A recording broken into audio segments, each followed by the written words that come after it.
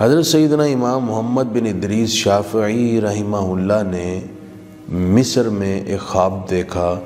رسول پاک صلی اللہ علیہ وآلہ وسلم نے ارشاد فرمایا کہ اپنے شاگرد احمد بن حنبل سے کہیں ان قریب اللہ تعالیٰ انہیں فتنہ خلق قرآن میں آزمائے گا، وہ ثابت قدم رہیں اور صبر کریں۔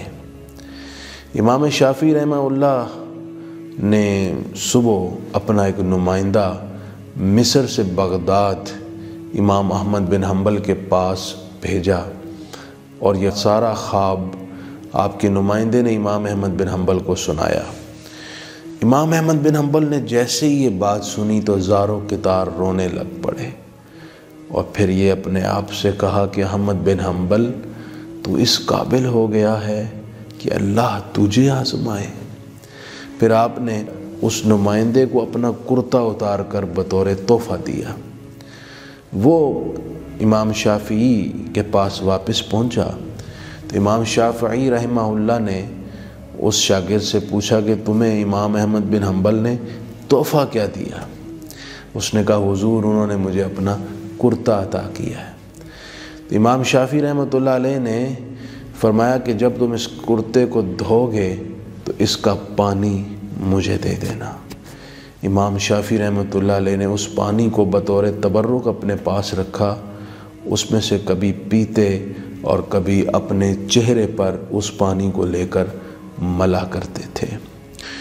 یعنی امام شافعی استاذ ہونے کے باوجود امام احمد بن حنبل جو آپ کے شاگرد ہیں، ان کے زہد و تقوی، ان کے صبر، ان کے استقلال اور ان کی استقامت کے آپ مداح تھے اور اس بنیاد پر ان کی توقیر اور احترام فرمایا کرتے تھے۔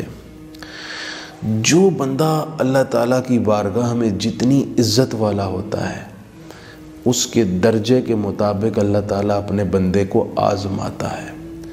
دوسرے لفظوں میں یہ کہہ لیجیے اللہ جسے پیار کرتا ہے اسے آزماتا بھی ہے۔ خود نبی کریم صلی اللہ علیہ وآلہ وسلم سے عرض کی گئی ای الناس اشد بلاء، حضور سب سے زیادہ آزمائش کس سے ہوتی ہے؟ آپ صلی اللہ علیہ وسلم نے فرمایا الانبیاء، انبیاء کرام سے، ثم الامثل فالامثل، پھر انبیاء کرام کے بعد جو اس کی بارگاہ میں زیادہ مقرب ہیں پھر بعد کے درجے کی اس سے آزمائش ہوتی ہے، اور اس سے کم درجے کی آزمائش اس سے ہوتی ہے جو ان کے بعد اللہ تعالیٰ کی بارگاہ میں عزت، توقیر اور مرتبہ رکھتے ہیں۔ تو آزمائش پر صبر کرنا بہت سارے فتنوں کا خاتمہ کرتا ہے۔ آزمائش پر صبر کرنا بندے کی ذمہ داری بھی ہے اور اللہ تعالیٰ کی بارگاہ میں مزید قرب کا راستہ بھی ہموار کرتی ہے۔ جیسے بھی وائرس آئیں، مرض آئیں، بیماری آئے، اپنے آپ کو خوف کے سپرد کر کے بالکل بے حواس نہ ہو جائیں، صبر سے کام لیجئے، حوصلے سے رہیے۔ یہ آزمائش ہے، یہ وقت نکل جائے گا اور مومن اگر اس پر صبر کرے گا تو اللہ تعالیٰ کی بارگاہ سے اجر بھی پائے گا۔